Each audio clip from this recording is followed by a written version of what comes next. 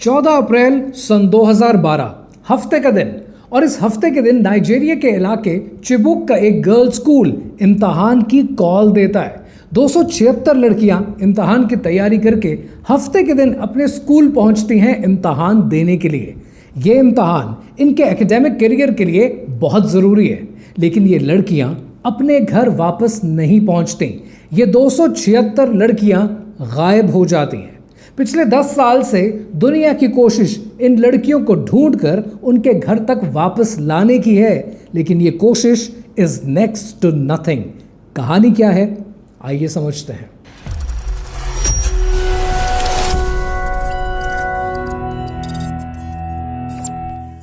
Boko Haram. Boko Haram. Boko Haram. Boko Haram abducted 276 Nigerian schoolgirls. They are using RPG. They are using AK-47. They are using this anti-aircraft. They are responding fighters. If they catch somebody who is a teacher, civil servant, they will just cut the heads. They will slaughter the person. They operate for almost good 5 hours here. They are more than 200.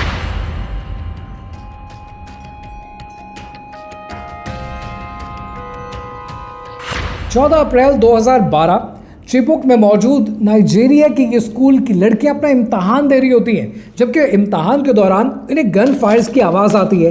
Gun Fyers की आवाज़ सुनते ही school के gate पे मौजूद दोनों guards भाग जाते हैं।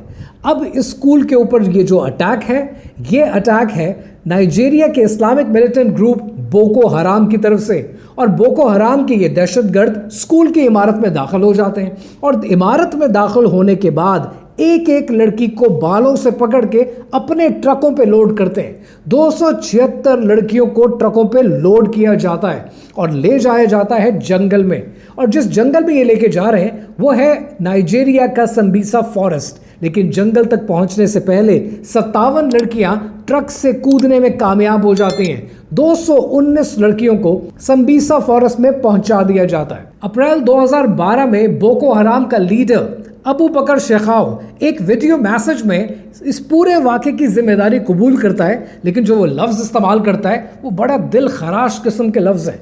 वो कहता है कि मैंने तुम्हारी बेटियों का अगवा कर लिया है, अब ये मेरी मर्जी है कि मैं इन्हें गुलाम बनाकर बेचूं या इनकी शादियां करा दूं। I abducted your girls. I will sell them in the market, says Abu Bakr Shekau. Girls go and get married. We are against Western education. Point यहाँ पर समझने वाला ये है कि बोको हराम चाहती ये है कि उसके वो मेंबर जो जेलों में कैद हैं उन सबको रिहा किया जाए, वरना इन बच्चियों के साथ ज्यादती की जाएगी। पुलिस वक्त पर रिस्पॉन्ड नहीं करती। पुलिस कहती है कि सूबे में पूरे बोर्नो स्टेट के अंदर इस वक्त इमरजेंसी नाफिज है और इमरजेंसी की वजह से हमारे पास दफरी कम है, लेकिन जो गवर्नमेंट है, गवर्नमेंट की तरफ से भी कोई खातिर खा जवाब नहीं मिलता। जिस वक्त ये वाकया हुआ तब नाइजीरिया के प्रेसिडेंट थे गुडलक जोनाथन, और गुडलक जोनाथन के ऊपर सबसे बड़ा इल्ज़ाम ये है कि हुकूमत ने इस मामले की संगीनी को समझा ही नहीं, वक्त पर रिस्पॉन्ड ही नहीं किया, यहाँ तक कि कोई बयान भी नहीं दिया। ये मामला तूल तब पकड़ता है कि जब एक हैशटैग इंटरनेट पर फैलता है, और वो हैशटैग है ब्रिंग बैक आवर गर्ल्स, और इस हैशटैग को प्रमोट करने वालों में American first lady Michelle Obama का बहुत बड़ा किरदार है। अब मिशेल ओबामा का नाम सुनकर आपको ये लग रहा होगा कि सब कुछ ठीक हो गया होगा, रावी चैन ही चैन लिख रहा होगा। हरगिज़ नहीं। यूके की रॉयल एयरफोर्स ने रिपोर्ट किया कि हम ड्रोन्स के ज़रिए और हम जहाज़ों के ज़रिए देख सकते हैं और हम रिकवर कर सकते हैं इन 80 किडनैप्ड लड़कियों को। लेकिन नाइजीरिया की गवर्नमेंट ने पता है क्या कहा? नाइजीरिया की गवर्नमेंट ने कहा कि यह हमारा इंटरनल मैटर है, हम इसे खुद रिजॉल्व करेंगे। तो क्या नाइजीरिया की गवर्नमेंट ने इसको रिजॉल्व किया? पिछले 13 साल से इन लड़कियों की तलाश जारी है, और वक्तन फवक्तन बोको हराम की तरफ से वीडियोस रिलीज की जाती रही, जिसमें आप ये देख सकते हैं कि इनमें से कितनी ऐसी लड़कियां हैं कि जिनको बेच दिया गया सेक्स ट्रैफिकिंग के नाम पर। कितनी ऐसी लड़कियां हैं जो मुसलमान तो नहीं थी, लेकिन फोर्स्ड कन्वर्जन के जरिए उनका दीन बदला गया। The Nigerian government says it's reviewing all options to rescue more than 200 abducted schoolgirls after the release of a video. और उसके बाद उनमें से कितनी ऐसी लड़कियां हैं जिनकी अपने ही दहशतगर्द मेंबरों से शादियां कर दी गई और उस शादी के नतीजे में उनके बच्चे भी पैदा हुए। यहाँ पर एक इम्पॉर्टेंट केस है और वो केस है आमना अली का।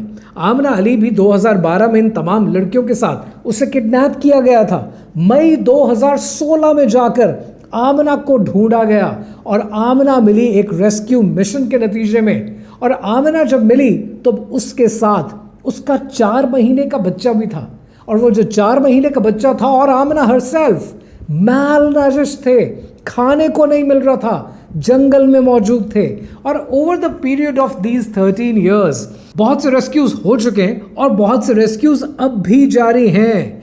अक्टूबर 2012 में 21 लड़कियों को नेगोशिएशन के जरिए यानी प्रिजनर्स के एक्सचेंज के जरिए रिकवर कराया गया। मई 2016, मई 2017, जून 2022 और मई 2023 में 21, 22, 23 बहुत सी लड़कियों को रिकवर किया गया। लेकिन आज भी इन 276 लड़कियों में से 82 लड़कियां ऐसी हैं जिनको ढूंढा नहीं जा सका। अब यहाँ पर इंपॉर्टेंट सवाल ये कि जितनी लड़कियों को रिकवर करा दिया गया है और उनको बाजियाब करा लिया गया है, उनमें से बहुत सी ऐसी हैं कि जिनके बच्चे हो चुके हैं और आज उन बच्चों को नाइजीरिया में बोको हराम किड्स के नाम से जाना जाता है। सोसाइटी उनको एक्सेप्ट करने को तैयार नहीं है और इन लड़कियों की और इन बच्चों की जिंदगी हमेशा के लिए तबाह कर दी गई है। अब इस पूरी कहानी से आपको सीखने को क्या मिलता है? 3 मेजर पॉइंट्स हैं जो आपने समझना है।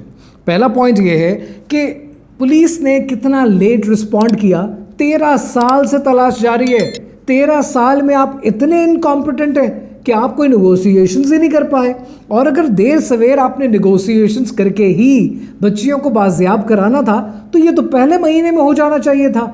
इतना लेट है आप। आज दुनिया में इनकॉम्पिटेंसी की वजह से बहुत से लोग अपने फील्ड्स में ऊपर आ चुके हैं, लेकिन लिटरली इतने इनकॉम्पिटेंट हैं कि आज दुनिया का निज़ाम नहीं चल रहा। मैं इसलिए कहता हूं कि आज अनफॉर्चुनेटली दुनिया नालायक लोगों से भर गई है। सो पहली चीज़, कभी भी इनकॉम्पिटेंट नहीं होना। अपने फील्ड में, अपने डिसिप्लिन में जो भी आप काम कर रहे हैं, ट्राई टू बी कॉम्पिटेंट। इतने काबिल हों कि दुनिया आपकी मिसाल दे। Number 2, the other lesson you get to learn from this कि बोको हराम किड्स ये एक ऐसा स्टिग्मा है कि जिससे उन बच्चियों की ज़िंदगी तो तबाह हुई, लेकिन अब उनके बच्चों की ज़िंदगी भी तबाह हो रही है। ये है वो माशरा जिसमें आप और मैं ज़िंदा हैं। ये 4 इंच की जो स्क्रीन है, दुनिया इससे बाहर है, और ये जो दुनिया उससे बाहर है ना, वो आज भी 1857 में ज़िंदा है। वो इतनी मॉडर्न नहीं हुई जितनी आप और हम इस इंटरनेट को देखकर समझते हैं। द थर्ड लेसन ज़्यादा इंपॉर्टेंट है, क्योंकि वो जो 2 गार्ड थे जो स्कूल के बाहर से भाग गए जब गन फायर शुरू हुए, ये वो गार्ड्स हैं जिनके लिए सख्त अजाब होगा, क्योंकि इन्होंने अपना फ़र्ज़ नहीं निभाया, अपनी जान बचाकर भाग गए। 276 बच्चियों की ज़िंदगी हमेशा के लिए स्कार्ड फॉर लाइफ कर दी, सिर्फ इसलिए कि इनके लिए अपनी जान बचानी ज़रूरी थी। और जो बोको हराम करता फिर रहा आज दुनिया में, जो वहशियाना कार्रवाइयाँ वो दुनिया में कर रहे हैं, ये इस्लाम नहीं है, ये मुसलमान होने का फ़र्ज़ नहीं है, और ये आप और मैं ये सब जानते हैं। लेकिन आपको ये जानकर खुशी होगी कि बेशक इस्लाम का नाम इस्तेमाल करते हैं, ये अपने मक़ाफ़ाते अमल के बदले पिटते भी उतना ही है। मिसाल आपको दे देता हूँ, आपको खुशी होगी ये जानकर कि कहानी के शुरू में मैंने अबू बकर शेखाओ का, बोको हराम के लीडर का जिक्र किया था। 2022 में एक पावर स्ट्रगल हुई, बोको हराम के बीच के लीडर कौन बनेगा। अबू बकर शेखाओ ने कहा कि अगर मैं लीडर नहीं बनूंगा तो मैं खुद को उड़ा लूंगा, और उसने अपने आप को सुसाइड बॉम्ब से उड़ा लिया। जो दहशतगर्द भी हो, जालिमाना कार्रवाइयाँ भी करे, लोगों के बच्चों का अगवा भी करे, दुनिया के सामने अपनी अकड़ और अपना दबदबा दिखाने की कोशिश भी करे, और आखिर में खुदकुशी कर ले, वो मुसलमान हो नहीं सकता।